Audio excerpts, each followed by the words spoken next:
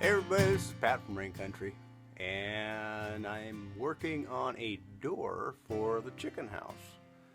And what I've done is I've selected some cedar that I've had laying around here for plenty of years that I'd sawed up on a little sawmill that I used to own, a little LT40 HD wood miser sawmill. So I've had this stuff sitting around for a long time, and now I'm going to use it. My shop is absolutely cluttered with stuff, and now I'm to the point where, well, you know what? I got a good use for this stuff, and so I should make a cute little door for the chicken house that we're working on. I have some western red cedar picked out here, and what I'll do is I will cut that all to size, or fairly close to size, and I will take and I'll joint these edges here. Some of them might be straight enough to actually laminate, but I'll glue the seams together with some bar clamps, and then I'll put some traditional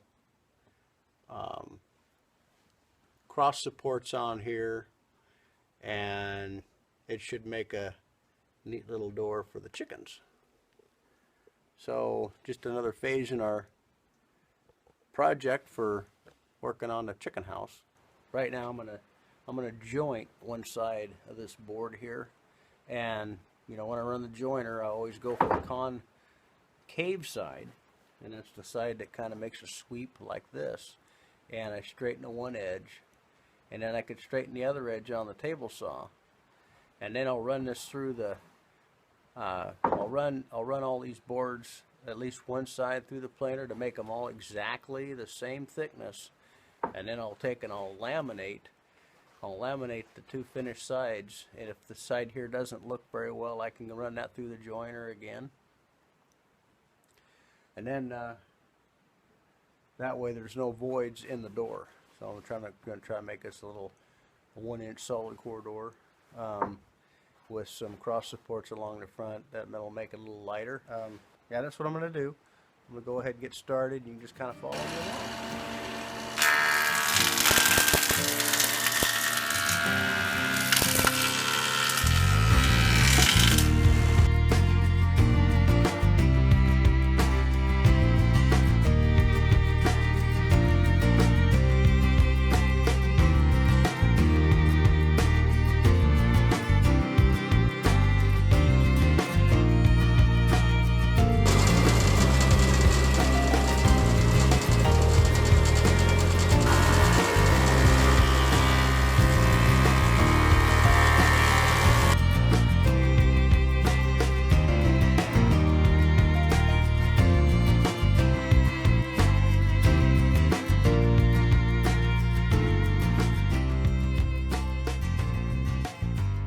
Okay, now I'm sure that they're all the same thickness by running one side through the planer. Now I make sure that they're all the same dimension from one side of the board to the other. So I'll run those through the table saw and make sure, let's say, a 12-inch board is exactly a 12-inch board on either side and in the center, because you might have a convex measurement on that. So you know, I got the straight side here through the joiner, but on this end it could be convex. All these boards are really straight, but I'm just going to go ahead and run them through for insurance.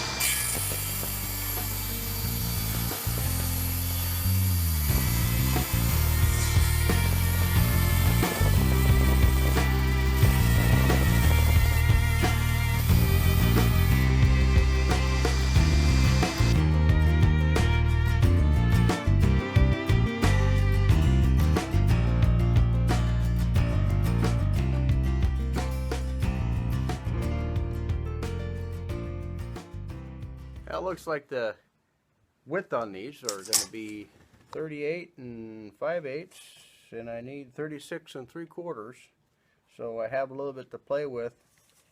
I could cut this little loose knot out.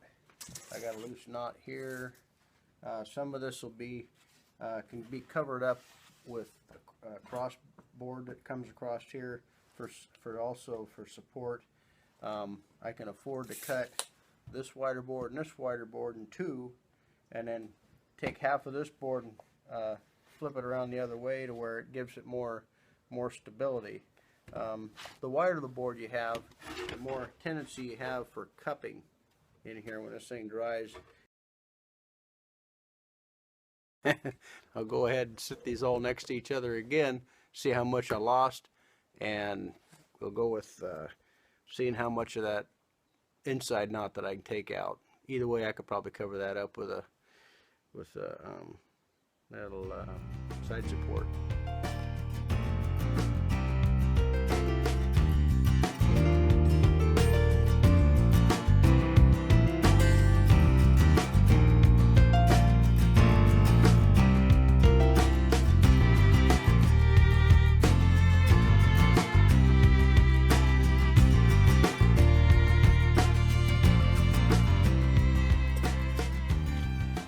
I got all these cut out and I got it oversized a little bit, and so when I go ahead and glue all these together, and I'll show you what I do with the bar clamps and gluing all these together, I'll go ahead and make the finished cut on a table saw when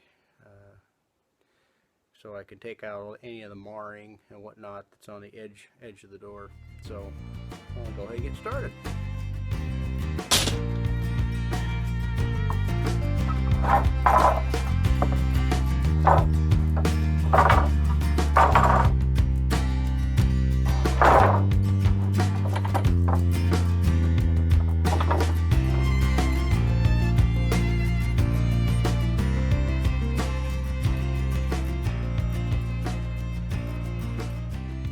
Now, if I was building a set of cabinets or something like that, I would rub all this in, and I would actually joint this edge here, but I think it's going to clean up real nice the way it is.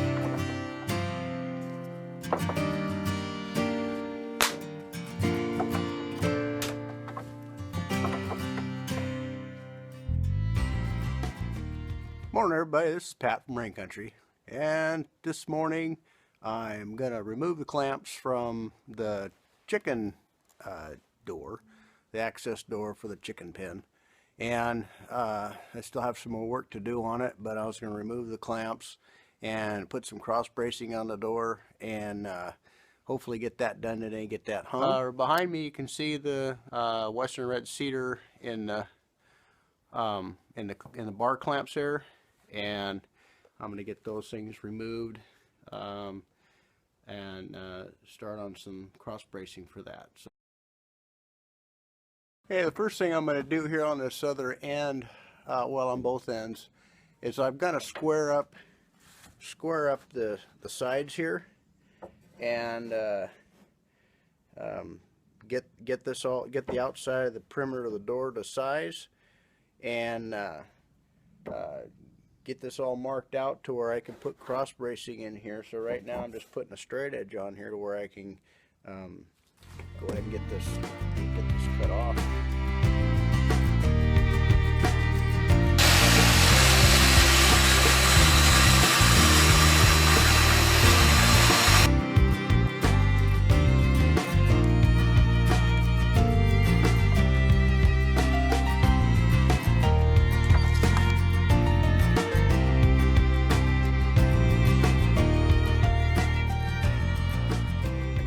Cross members going across here. Half of what I do around the shop is just look for pieces of wood that I can use. This door didn't cost me anything. I had milled this material up years ago with a band mill that I used to own, and so now I'm out just, you know, making the cross pieces here for support. And right here I've just marked out the angle that I'm going to cut on this. I'll just go ahead and use the jigsaw here and let you guys watch along if you want to tolerate it.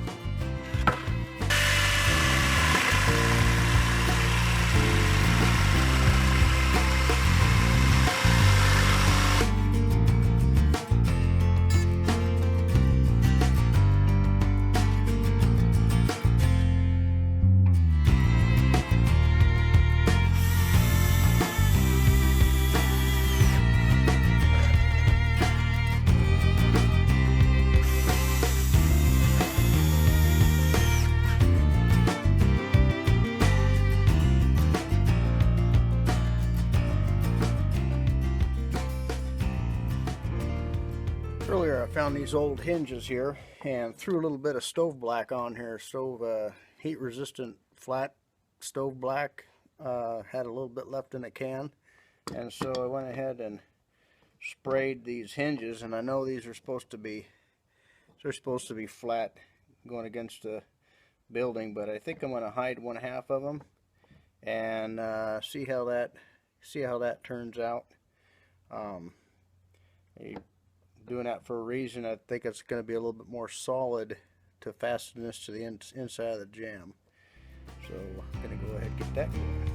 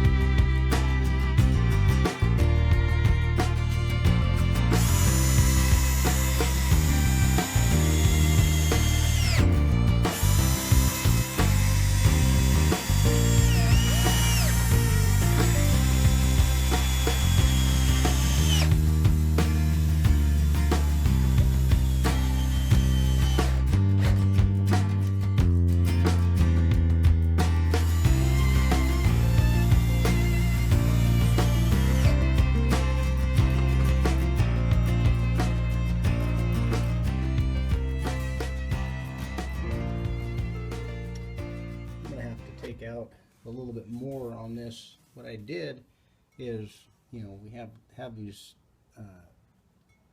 screws sticking out here a little bit, so I need to grind this down just a little bit to where these will recess into the back side of the door so the door can close all the way.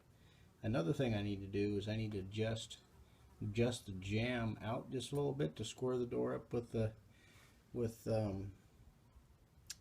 building. So I got a little work to do to make sure this is right, but just want to let you know and update you on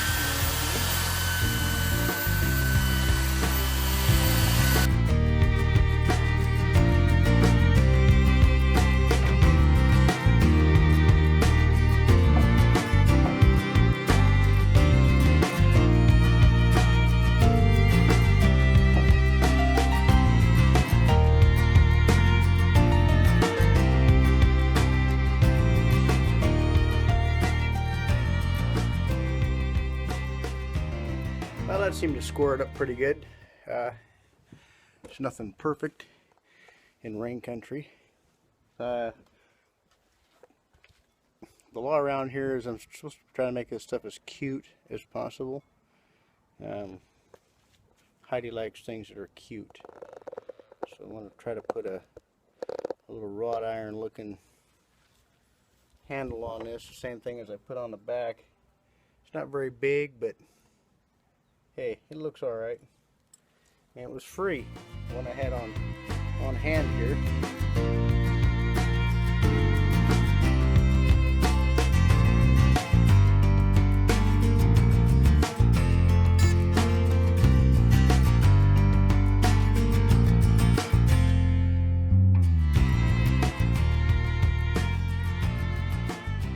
Now I won't seat those all the way, or drive them nails all the way home for a little while, just in case I need to change something. But looks like it fits pretty good. The only thing I could have really done better on this door is to sand this down flat, and I'll still come through here and scrape all the glue off of here, but That'll make a pretty sound door. And outside I'll put like one of those little slide bolts in there, and that'll secure that.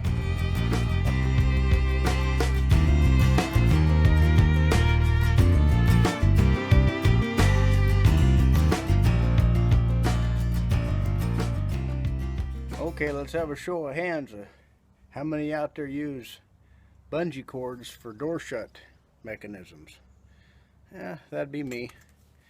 I have done this quite a bit. I just cut the ends off of this sometimes, and then just take the hooks off. To the one end, I could just put a screw in that, and then I'll refasten this. I'll bend this over and put another piece of wire on here, and do the same thing on the door. Yeah, so all I do when I put this together, I just hold that tight, find a 90-degree angle in that, press that in there like that, and wrap that as tight as I can.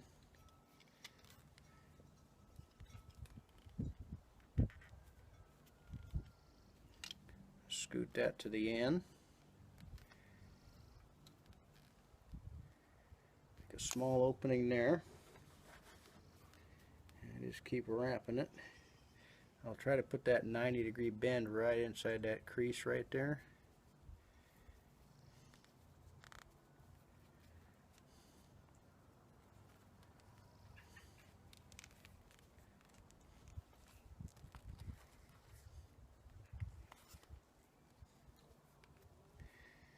And this is just house wire.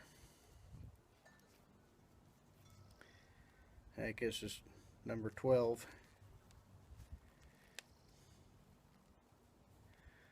That's as good as that gets.